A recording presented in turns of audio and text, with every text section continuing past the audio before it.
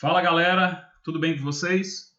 Meus amores, hoje o nosso objetivo inicial será estudar mais um fenômeno ondulatório muito importante por sinal, que é a polarização. O que é polarização? É um fenômeno associado à seleção de uma determinada direção de vibração de uma onda. Mas como assim? Bom, observem essas várias setas, né? Essa vermelha que é vertical, essa azul horizontal e essa verde e amarela que são inclinadas. Elas representam as várias direções de vibração de uma onda. Quando uma onda tem mais de uma direção de vibração, nós a chamamos de onda não polarizada. A pergunta é: o que vai acontecer quando essa onda não polarizada esbarrar em um obstáculo que tem uma fenda, nesse caso aqui, vertical?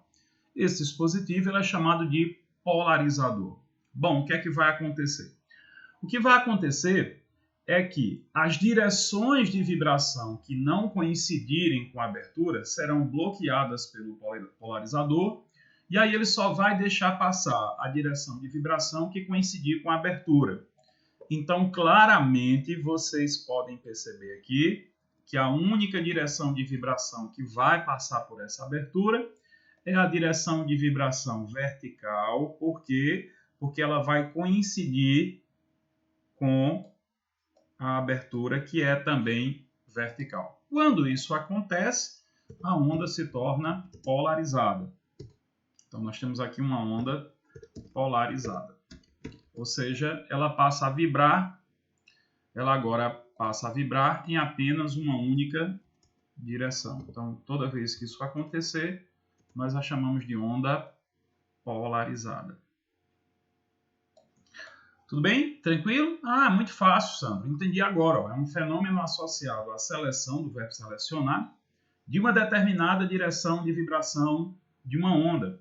Então, o polarizador ele seleciona uma determinada direção de vibração de uma onda. Então, você tem aqui uma onda que vibra em várias direções, atinge o polarizador e apenas a direção de vibração que coincide com a abertura do polarizador vai passar, né? Uma observação aqui importantíssima, uma observação importante, é que ondas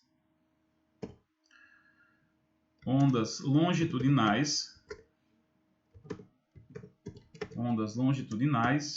não podem ser polarizadas. Não podem ser polarizadas. Apenas as transversais, tá?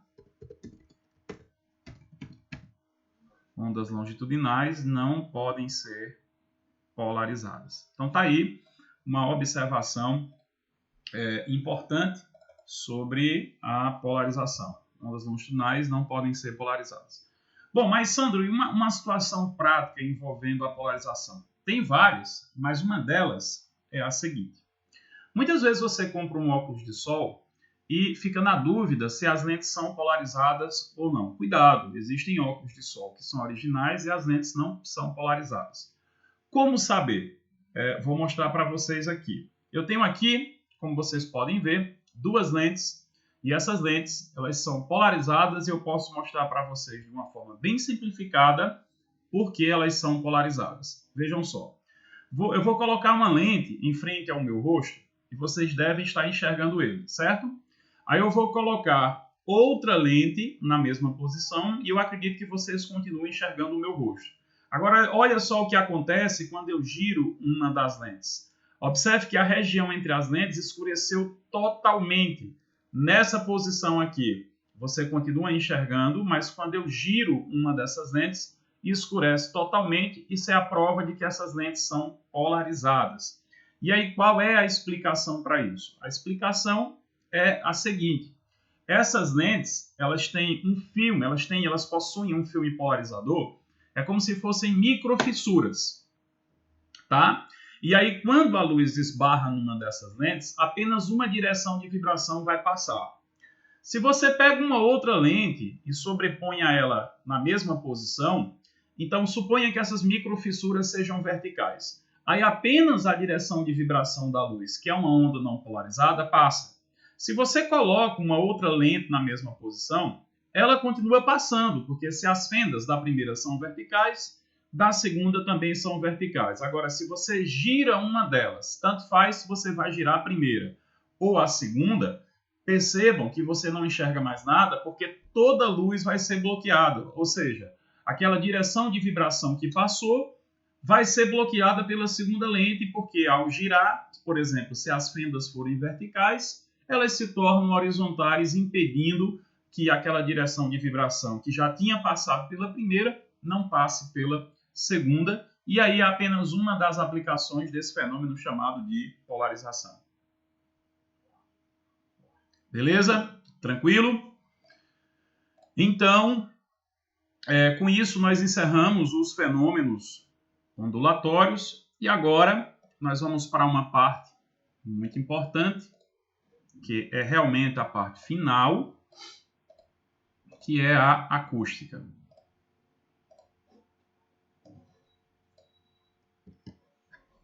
A partir de agora nós vamos estudar a acústica.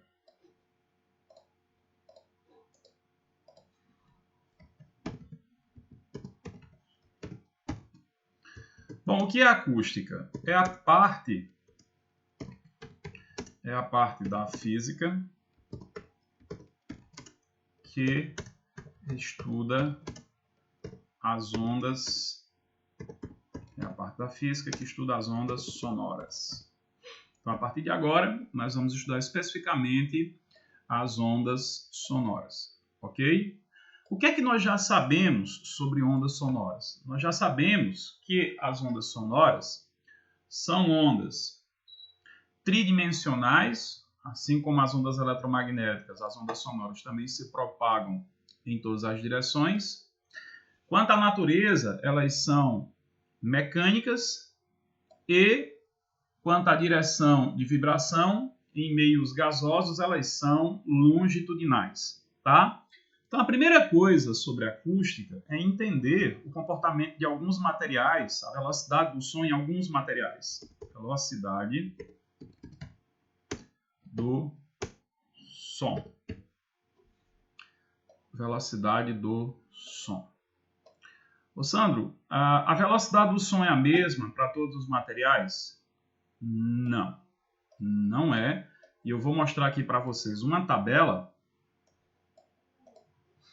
Vou lhes mostrar aqui uma tabela para que vocês possam entender isso. Pronto.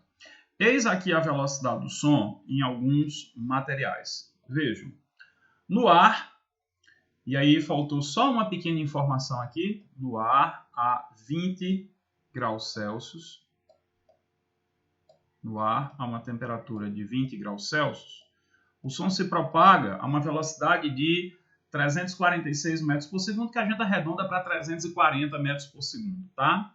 Na água, vejam, aproximadamente 1.500 metros por segundo. No vidro, 4.540 metros por segundo. No alumínio, 5.000 metros por segundo. No ferro, 5.200 metros por segundo. Por que eu escolhi essa tabela? Veja, tá aqui os meios, né? Estão aqui os meios. Ar, água e depois vidro, alumínio e ferro. Então, ar, um meio gasoso, água, um meio líquido e vidro, alumínio e ferro são meios sólidos. Observem que a velocidade do som em meios sólidos é maior do que nos líquidos e do que nos gases, com uma única exceção. E essa exceção está na borracha. A velocidade do som na borracha é de aproximadamente 80 metros por segundo. É a única exceção que existe. Tire a borracha e aí a velocidade do som nos meios sólidos é maior do que nos meios líquidos, que é maior que nos meios gasosos. Ô Sandro, por que você especificou a temperatura aqui de 20 graus Celsius para o ar? Porque em meios sólidos e em meios líquidos, a temperatura não tem relevância, ou a relevância é muito pequena, não tem, a influência é pouca. Agora, em meios gasosos, a velocidade é muito influenciada pela temperatura, de tal maneira que a velocidade do som nos meios gasosos vai ser dada por essa expressão aqui. Ela vai ser diretamente proporcional à raiz quadrada da temperatura absoluta desse meio.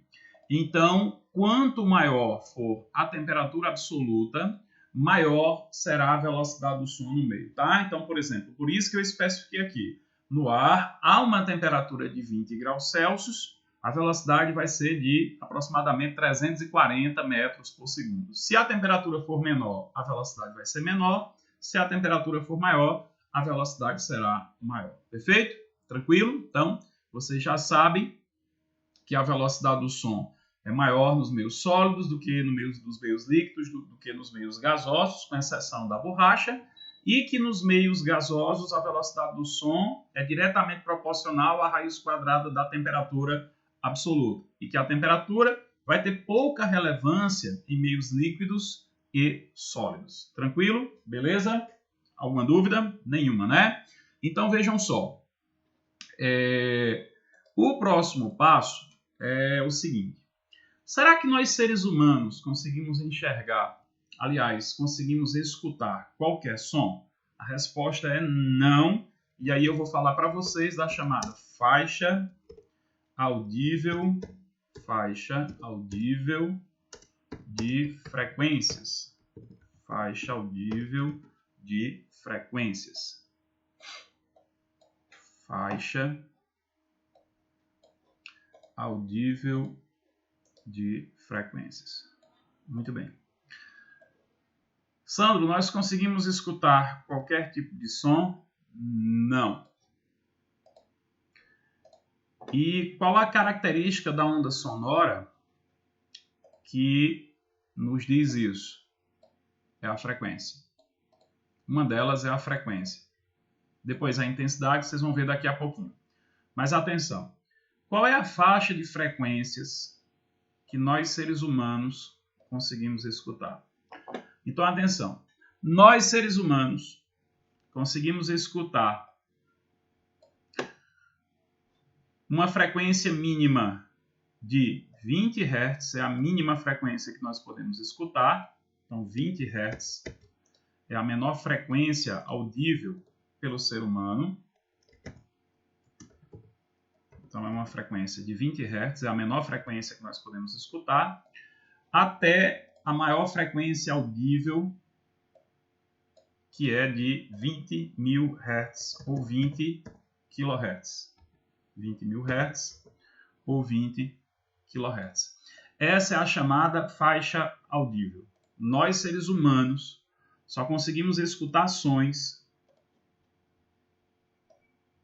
Nós, seres humanos, só conseguimos escutar sons de 20 Hz até 20.000 Hz. Essa faixa é chamada de faixa audível.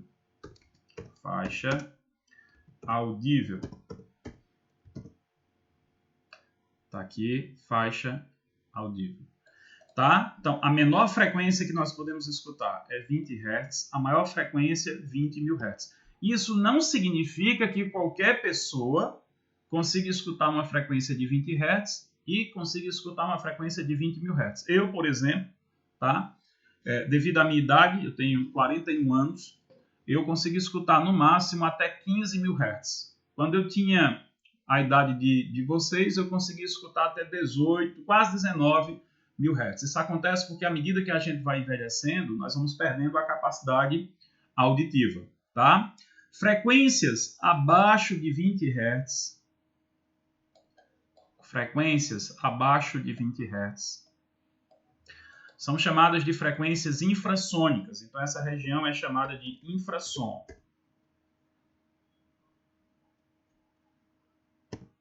Essa região é chamada de infrassom. Tá? E frequências acima de 20.000 Hz são chamadas de frequências ultrassônicas. Essa região é conhecida como ultrassom. Essa faixa é conhecida como ultrassom. Também não conseguimos escutar nessa faixa aqui. Tranquilo? Perfeito? Então, nós seres humanos só conseguimos escutar frequências que estão entre 20 e 20.000 Hz. Essa faixa ela é chamada faixa audível. Abaixo de 20 Hz, região chamada de infrassom. Acima de 20.000 Hz, região chamada de ultrassom, não conseguimos escutar. embora alguns animais tenham essa capacidade. Por exemplo, gatos, cães, morcegos conseguem escutar muito além de 20.000 Hz. Perfeito? Tranquilo? Próximo passo, entender o que é persistência auditiva. Persistência auditiva. Persistência auditiva.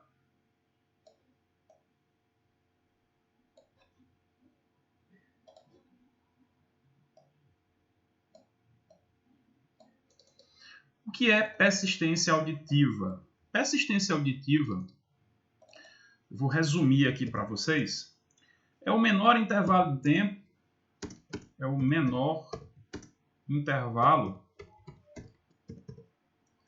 tempo, para uma pessoa distinguir dois sons. Por exemplo, se você produz uma onda sonora, essa onda sonora atinge um obstáculo e volta para você. Então, para você diferenciar o som produzido diretamente do refletido, esse intervalo de tempo ele tem que ser superior a 0,1 segundo. Então, eu posso dizer que é o menor intervalo de tempo para que uma pessoa perceba, para que uma pessoa seja capaz de escutar o eco da própria voz. Então, eu posso muito bem definir dessa forma. É o menor intervalo de tempo, para que uma pessoa seja capaz de escutar o eco da própria voz. Ô, Sandro, quanto é essa persistência auditiva? Né? Qual o intervalo de tempo para a persistência auditiva? Vou explicar para vocês agora.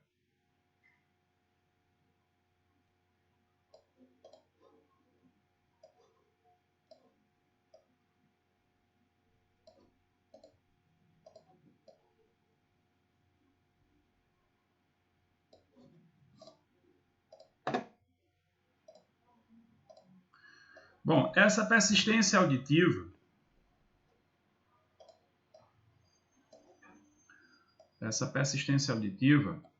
ela corresponde a um intervalo de tempo para nós seres humanos, lembrem-se, para nós seres humanos, de 0,1 segundo. Essa persistência auditiva, ela corresponde a um intervalo de tempo de 0,1 segundo. Então, quando esse intervalo de tempo é igual, um pouquinho menor ou um pouco ou maior, nós podemos ter três fenômenos e esses fenômenos são os seguintes. Nós podemos ter reverberação. O que é a reverberação? É a extensão, tá? O prolongamento de um som produzido, e isso vai acontecer quando esse intervalo de tempo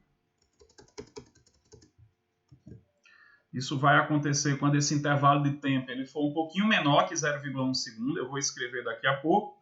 Nós podemos ter reforço, e o reforço é a amplificação do som. Isso vai acontecer quando esse intervalo de tempo for exatamente igual a 0,1 segundo. E se esse intervalo de tempo for superior a 0,1 segundo, nós vamos ter o fenômeno conhecido como eco.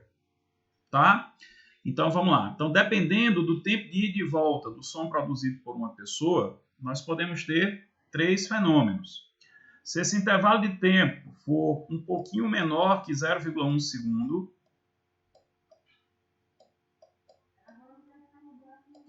então, se esse intervalo de tempo for um pouquinho menor que 0,1 segundo, então, nós temos a reverberação. Então, há uma extensão do som produzido. Se esse intervalo de tempo for de exatamente 0,1 segundo, ocorre interferência construtiva.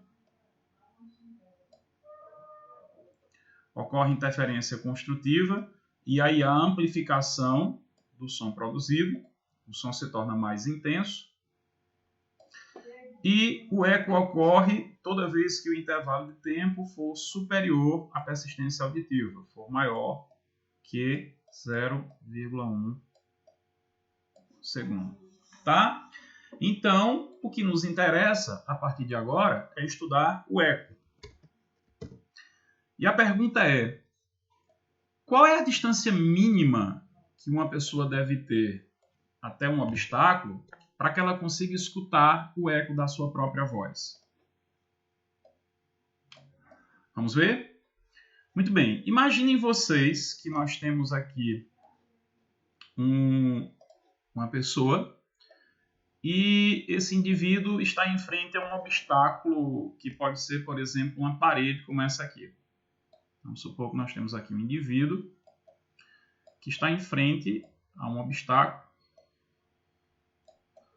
e essa pessoa ela vai produzir uma onda sonora.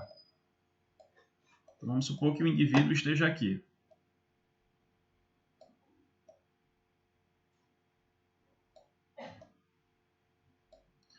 Então, essa pessoa vai produzir uma onda sonora e essa onda sonora ela vai se propagar, claro, em todas as direções e em todos os sentidos, mas vamos analisar a propagação na direção desse obstáculo.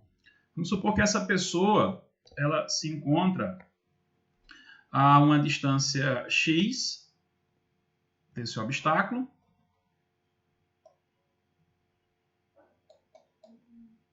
Vamos supor que ela se encontra a uma distância x do obstáculo.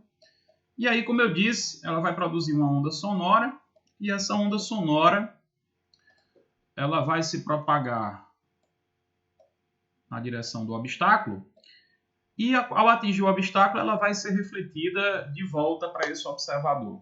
Perfeito? Então, qual é a distância mínima desse cara até esse obstáculo para que ele seja capaz de escutar o eco da sua própria voz? O cálculo é simples. Vamos lá.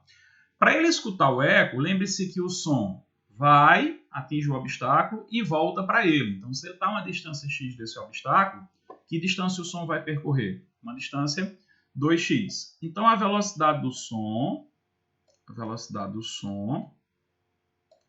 é igual ao espaço percorrido, será igual ao espaço percorrido sobre o tempo. Vamos supor que a temperatura é de 20 graus Celsius e que o som se propaga pelo ar a 340 metros por segundo. Então, vai ficar 340 igual a ΔS, que vai ser sempre 2x. Cuidado, os estudantes erram isso demais. E o tempo mínimo para que ocorra o eco é a persistência auditiva, que é 0,1 segundo. Ô, Sandro, mas não tem que ser maior que 0,1 segundo? Isso aqui é o limite, tá? Então eu estou calculando a distância mínima a partir da qual eu começo a escutar o eco. Então isso quer dizer que 2x deverá ser igual a 340 vezes 0,1 dá 34. E aí quando você dividir 34 por 2, nós vamos ter uma distância mínima de 17 metros. Na prática, para ocorrer o eco, a distância tem que ser, se 17 metros é o mínimo, a distância x tem que ser superior a 17 metros. Isso quer dizer que em qualquer questão eu já posso afirmar isso? Não. Lembrem-se que nós encontramos o valor mínimo, que é 17 metros, para uma velocidade de 340 metros por segundo. Cuidado, porque o problema pode considerar uma velocidade maior ou menor que 340 metros por segundo, o que vai influenciar na distância mínima. Beleza, galera? Então a gente encerra por aqui e nos veremos daqui a pouquinho com a continuação de acústica. Valeu!